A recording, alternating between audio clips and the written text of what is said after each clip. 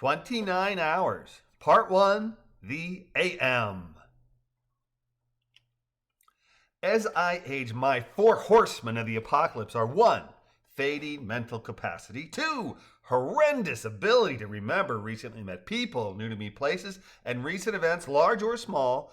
3. Ever-present physical pain. And 4. My atrocious sleeping habits. All four horsemen vex me, but it is my sleeping patterns that interfere most insidiously in daily life. And so it was on Wednesday, 9/13, as I rose in total darkness from my double bed in Des Moines, Iowa. Having laid me down to sleep in Grand One John's house just past 12 a.m., a time concurrent with the Earth having just spun sufficiently for September 13th to officially roll around to the USA's Midwest, midnight being the arbitrary, though universally accepted start for each new day, I was displeased when my brain screamed, "Get up now!" a few minutes before 5 a.m. Really? Not even 5 hours of sleep? Granted, as I'm usually typing away at my keyboard prior to 3 a.m., sleeping until 5 would typically be an occasion to celebrate. But having slipped into bed after midnight, I was hoping to sleep until at least 6 o'clock.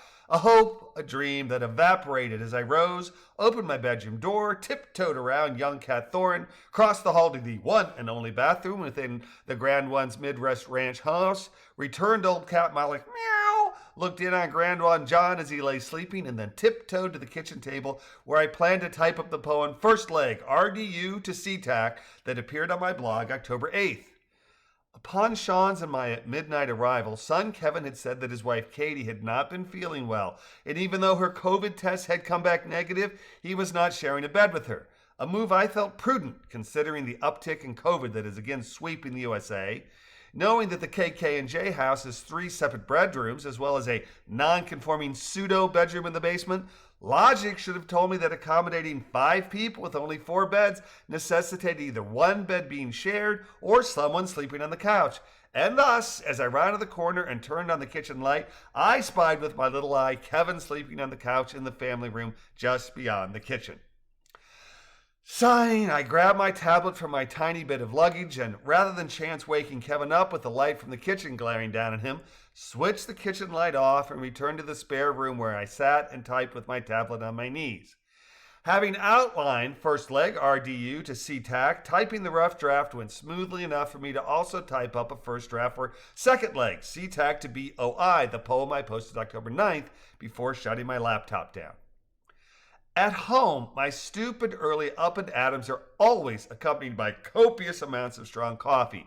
But with Kevin sleeping so close by, I had tip-tapped on my keyboard without the benefit of caffeine.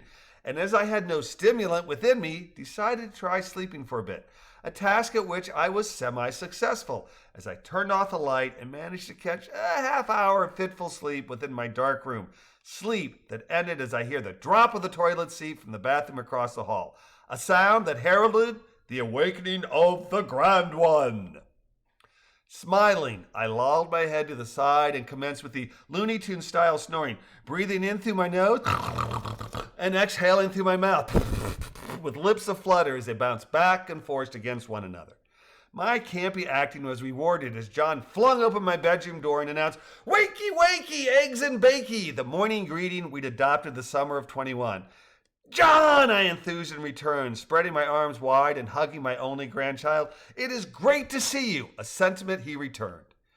John and I spent a bit less than an hour together before his mother Katie chauffeured him to school, a mother I hugged mightily after confirming she was not contagious, and once they were away, I borrowed the old Cannondale hybrid I had gifted Kevin back in August 2015 when we moved to Florida, Florida, and went for a 45-minute ride on Des Moines' Ding Darling Trail, the first exercise I'd had since Sunday.